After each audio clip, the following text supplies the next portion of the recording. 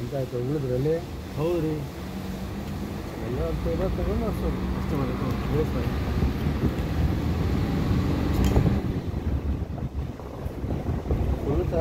ಸಾಹೇಬರಿಗೆ ಜೋಮ್ ಬರ್ತಾ ಎಲ್ಲ ಇವತ್ತು ಸುಂಡೆ ಅಲ್ಲ, ಜನ ಭಾಳ ಇರ್ತಾರೆ. ಪಾಸ್ ಮಾಡಿಟ್ರಿ, ಅವ ಹೇಳ್ತಾನೆ ಮುಂದಿನ, ಅವ ಅದಕ್ಕಿಲ್ಲ ಏನಿಲ್ಲ.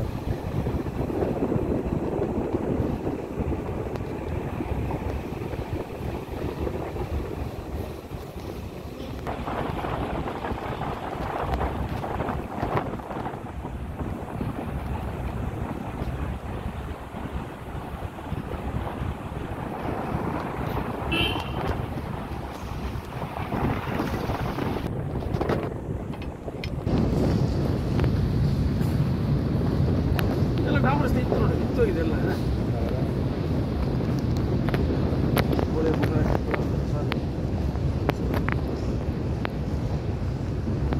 ಬಂತೇನ್ರಿ ಮಾತಾಡೋದು ಈ ಕಡೆ ಆಯ್ತಪ್ಪ.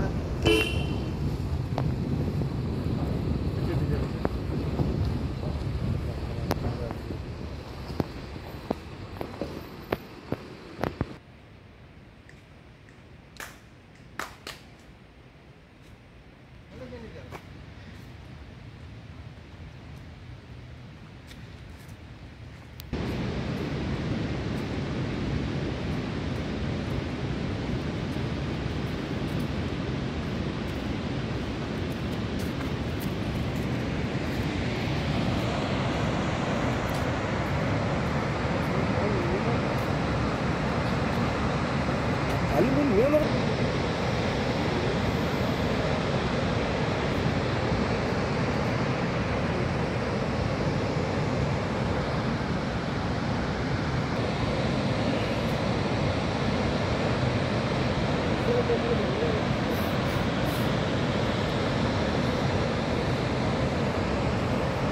ಜಿಲ್ಲೆಯ ಹಿರಿಮೆಯೇ ಇದು. ಎಲ್ಲಿ ನೋಡಿದ್ರು ಜಲಪಾತಗಳು. ಬೇಡ್ತಿ ನದಿ ಇಲ್ಲಿ ನೈಸರ್ಗಿಕವಾಗಿ ಹರಿದು ಒಂದು ಜಲಪಾತವನ್ನೇ ಸೃಷ್ಟಿಸಿದೆ.